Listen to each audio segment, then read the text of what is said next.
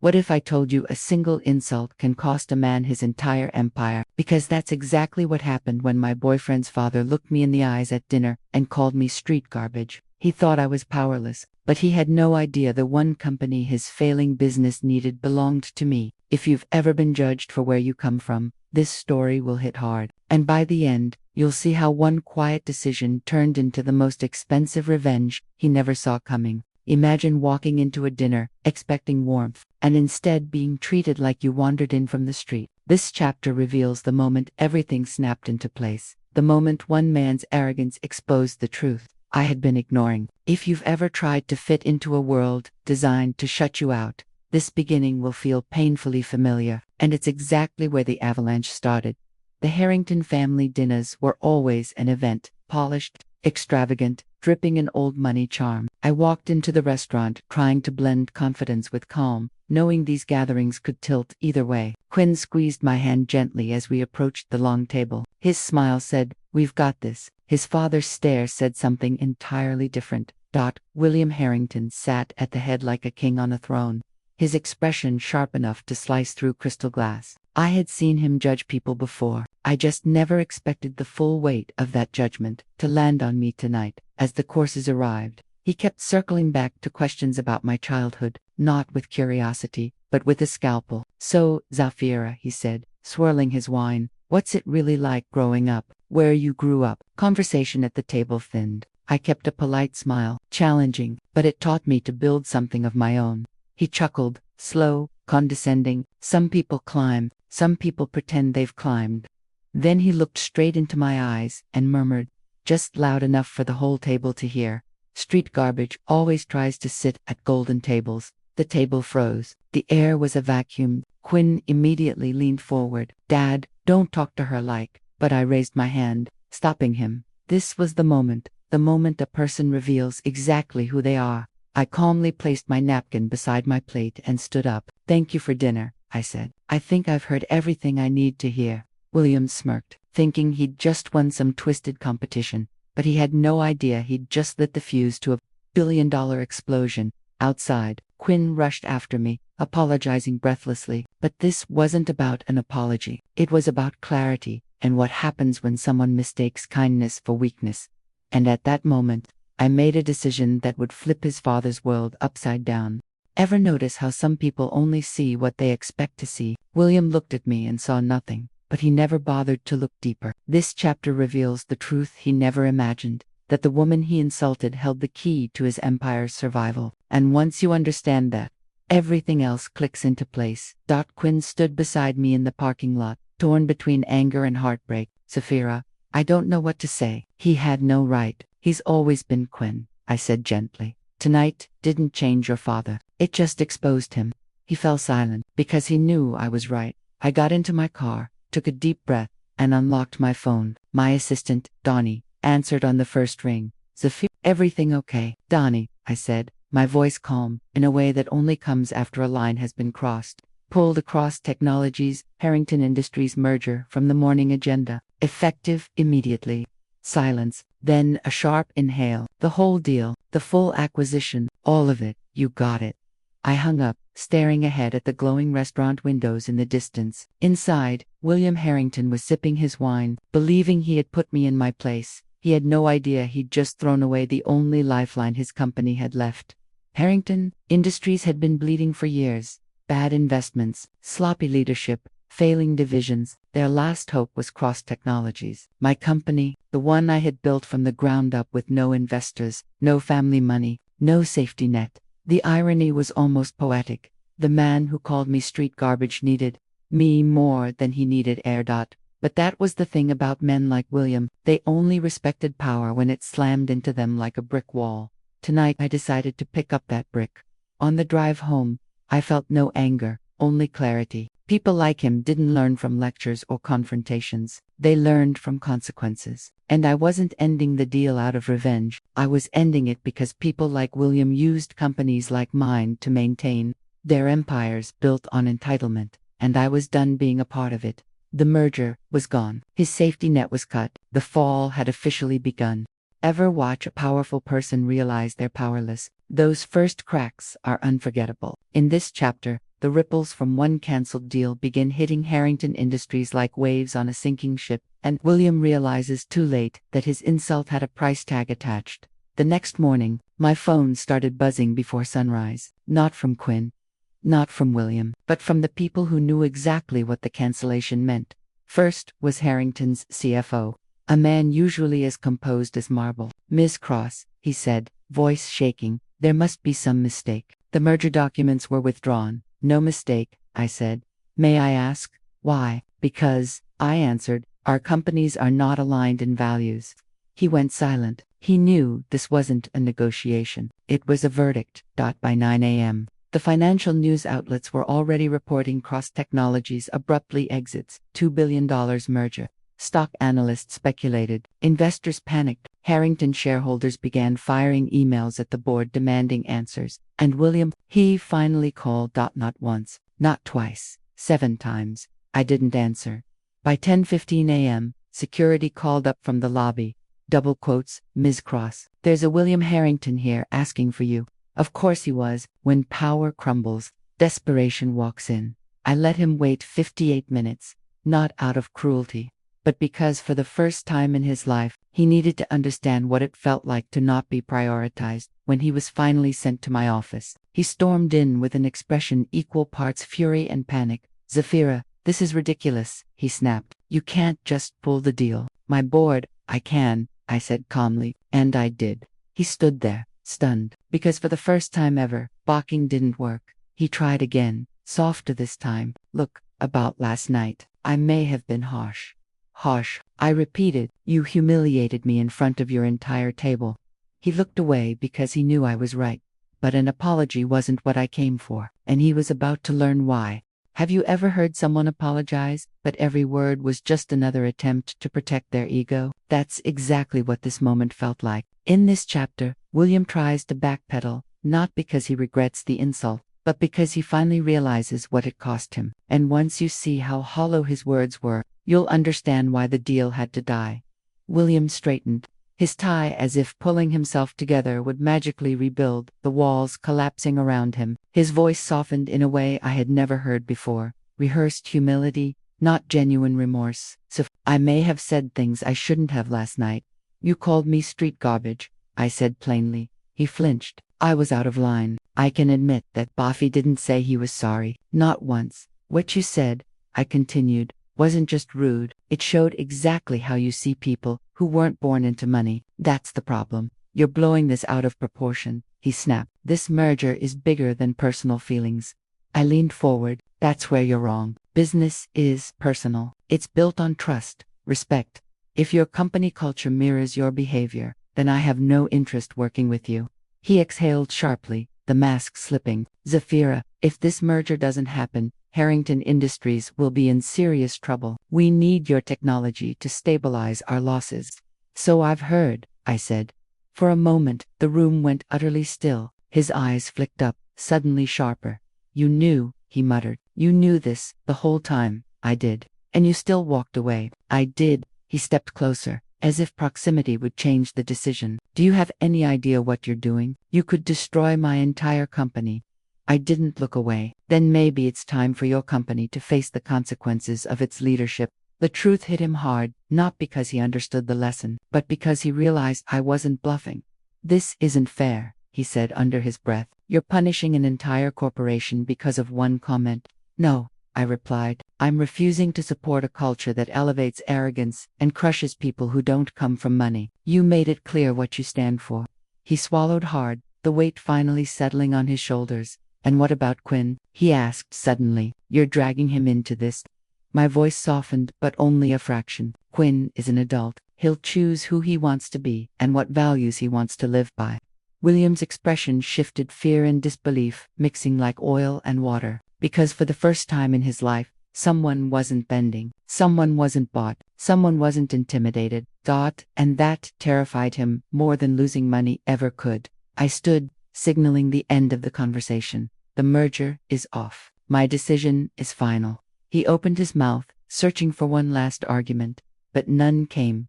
As he turned to leave, shoulders heavy, I realized something important. This wasn't revenge. This was accountability.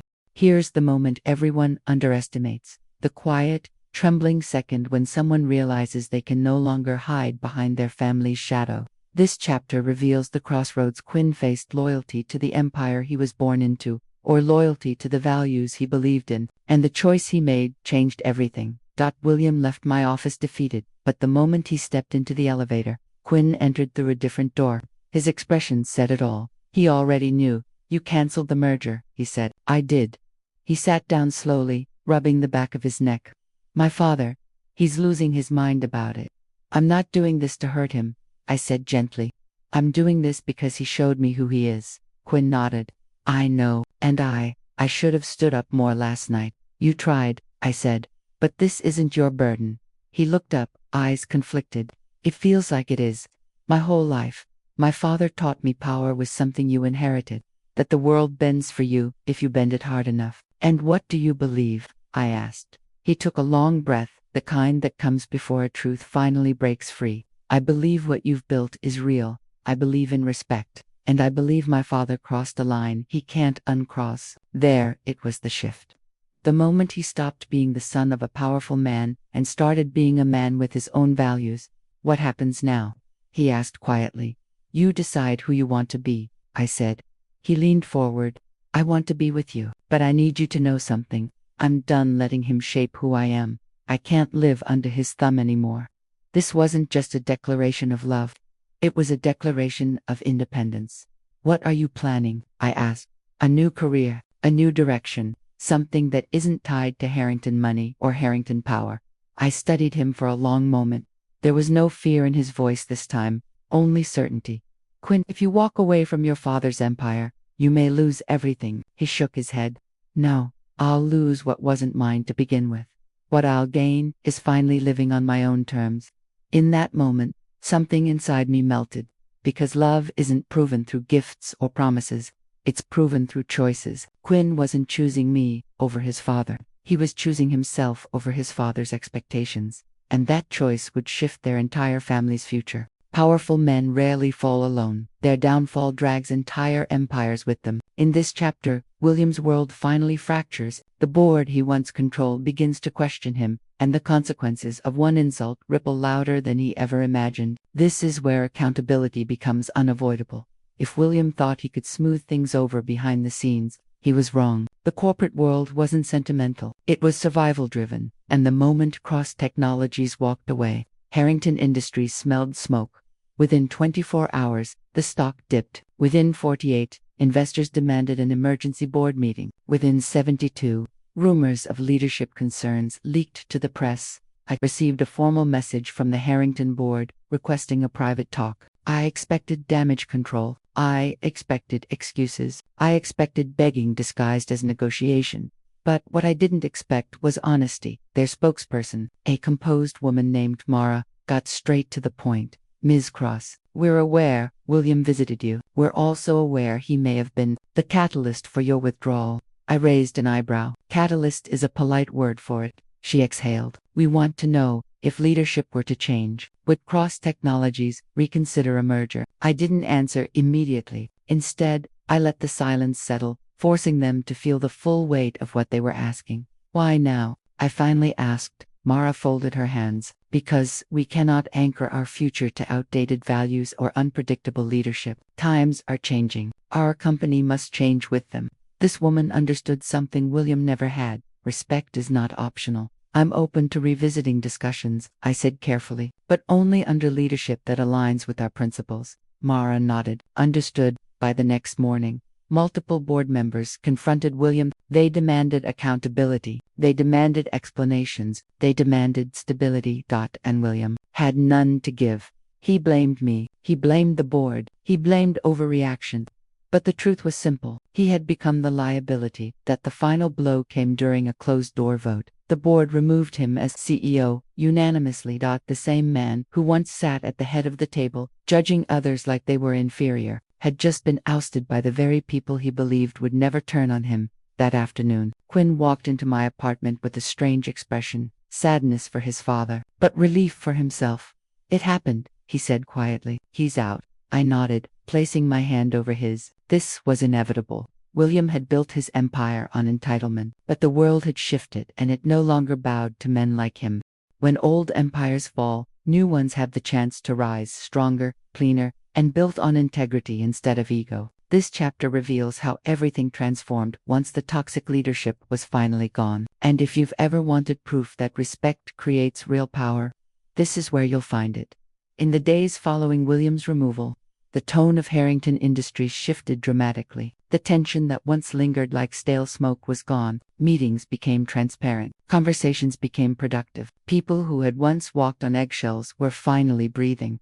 The board reached out formally. Just 3 days after William's exit, Ms. Cross, Mara said during the video call, "We've appointed interim leadership and are restructuring the executive team. We'd like to reopen merger discussions, this time as equal partners." Equal, a word William had never believed in.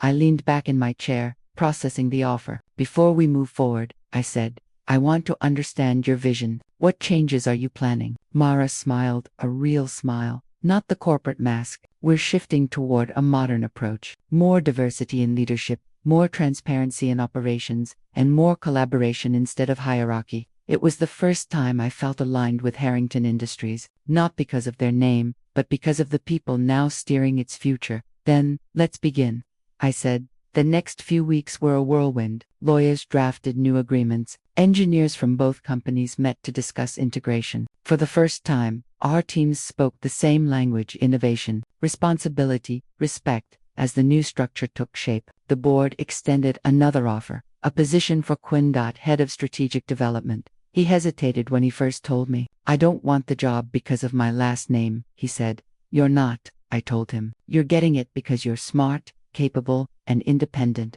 and because you've finally chosen your own path." Seeing him step into the role was like watching a weight fall off his shoulders. He wasn't living under his father's shadow anymore. He was building something real, something he believed in. The merger's announcement hit the press like wildfire. Cross Technologies and Harrington Industries formed New Power Alliance. But this time, the headlines weren't about money. They were about transformation.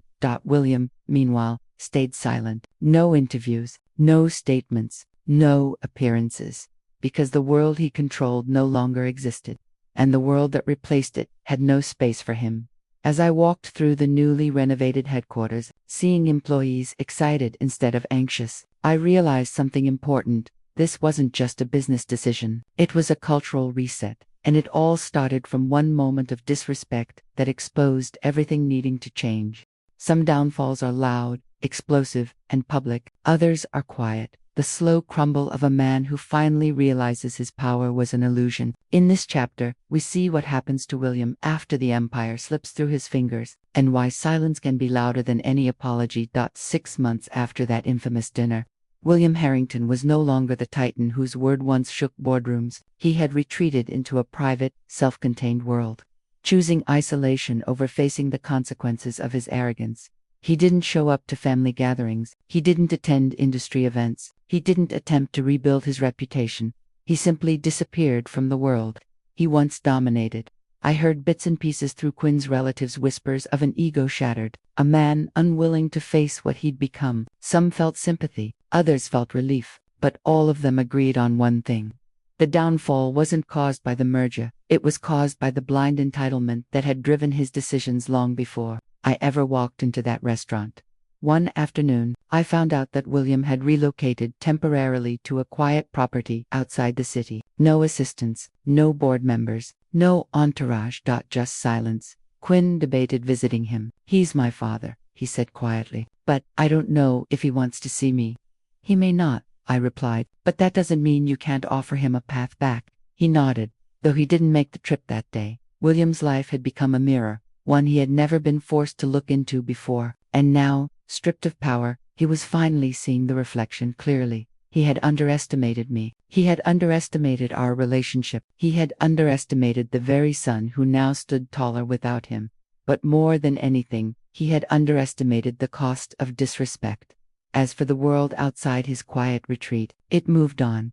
The new company, Cross and Harrington Innovations, was thriving. Projects William once mocked were now generating real success. Employees who once feared speaking now led initiatives. The culture had changed so dramatically that even Quinn admitted, it feels like a different company. A better one. I didn't hate William. I didn't wish failure on him. I simply stepped out of his shadow and let the consequences he created fall where they belonged. In the end, silence became his teacher, the only one he couldn't talk over. Every story has a lesson, but this one isn't about revenge, it's about transformation. This chapter ties everything together: the fall of arrogance, the rise of integrity, and the unexpected future that followed. If you've ever needed a reminder that self-respect is non-negotiable, this ending is for you. 6 months after the merger, Quinn and I stood in our new apartment, sunlit, warm, filled with the soft hum of a life built on our own terms. Boxers were stacked around us, labeled with things like kitchen, office, and new beginnings. Quinn wrapped his arms around me. "Can you believe how much has changed?" I smiled. Change happens when people stop accepting less than they deserve. He kissed my forehead. "I'm proud of you, of us," I corrected. And I meant it. We had weathered something intense together, not because our love was perfect, but because we chose honesty, strength, and accountability over convenience. A few days later, we hosted a small gathering to celebrate the official launch of Cross and Harrington Innovations. Mara gave a speech about integrity. Engineers toasted to collaboration. Employees who once feared layoffs were now celebrating job security. When it was my turn to speak, I looked around the room, not at the wealth, but at the people.